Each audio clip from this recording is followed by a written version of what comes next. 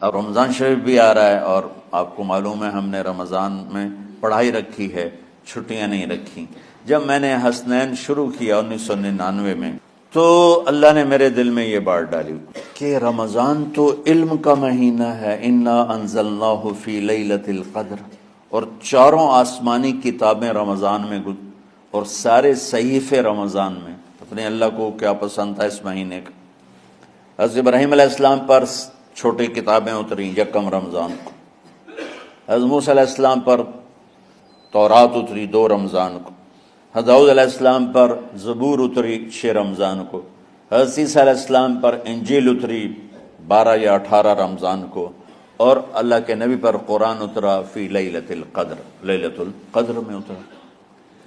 تو سارا آسمانی علم رمضان میں اترا۔ سارے مہینوں کے نام عربوں نے رکھے، محرم، صفر، ربیع الاول، ربیع الثانی، جمادی الاولی، جمادی الثانی، رجب، شعبان، رمضان، شوال، ذوالقعدہ، ذوالحج۔ اس میں جو رمضان ہے یہ نام اللہ نے رکھا، باقی مہینوں کے نام تو رکھے عربوں نے۔ پھر ان کی زبان پہ اللہ لایا رمضان، چونکہ ابھی تو دنیا بھی نہیں بنی تھی اور اللہ نے قرآن کی تلاوت فرمائی تھی، تو اس قرآن میں تھا شہر رمضان الذی انزل فیہ القرآن۔ تو رمضان کا نام اللہ نے پہلے سے چن رکھا تھا، پھر ان سے رکھوا دیا۔ رمضان کہتے ہیں رمض یرمز، جل جانا، جل جانا۔ رمضان کو رمضان کیوں کہتے ہیں؟ کہ اس میں گناہ جل جاتے ہیں۔ مسلمان پہلا روزہ رکھتا ہے اور اس کے گناہ اللہ جلانا شروع کرتا ہے، اس کی بھوک پیاس کی آگ میں گناہوں کو ڈالتا ہے، جلاتا ہے۔ آخر 29 رمضان یا 30 رمضان آخری رات اللہ تعالیٰ اس کی پچھلے سال کے سارے گناہ معاف فرما دیتا ہے۔ تو اس کو اس سے تشبیہ دی گئی کہ جیسے جلنے سے چیز ختم ہو جاتی ہے، رمضان کے روزے کی بھوک اور پیاس کی تپش سے اللہ تعالیٰ پچھلے سال کے سارے گناہوں کو معاف فرما دیتا۔ تو مجھے خیال آیا اس وقت جب ابھی بالکل کزرع اخرج شطأہ تھا، ہمارے مدرسے کی مثال کزرع اخرج شطأہ، دعا کرو اللہ تعالیٰ فاستغلظ فاستوی علی سوقہ، اسے بنا دے۔ امید تو ہے کہ کچھ شکل اللہ نے بنا دی، اللہ اسے پوری دنیا میں پھیلا دے۔ میری تو تمنا ہے کہ ایک ایسی مثبت سوچ کے علماء کے اللہ میرے ذریعے سے تیار کروا دے جو امت کو جوڑنے والے ہوں، توڑنے والے نہ ہوں۔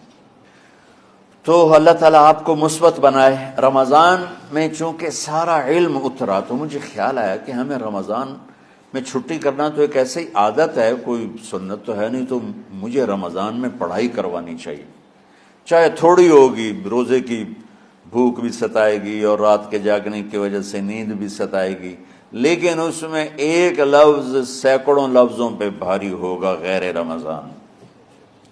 تو میں کراچی گیا اور مفتی تقی صاحب دامت برکاتہم سے سب سے پہلے جا کے مشورہ کیا کہ حضرت میں چاہتا ہوں کہ رمضان میں چھٹی نہ ہو، پڑھائی ہو۔ اس وقت رمضان سردیوں میں تھا، تو وہ بڑے خوش ہوئے، کہنے لگے یہ تو بہت اچھی بات۔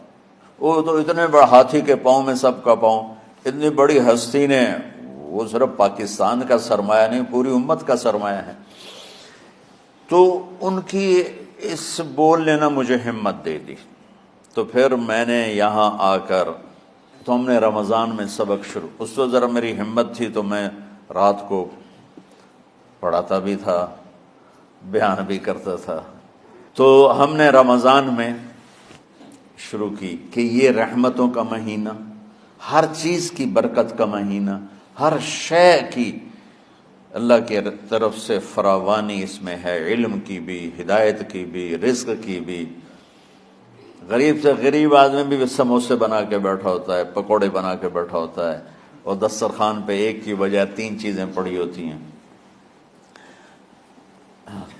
چاہے رمضان کے بعد سب کے پیٹ خراب ہوں، ایک واری تک کھانے دی تباہی پھیر دیں۔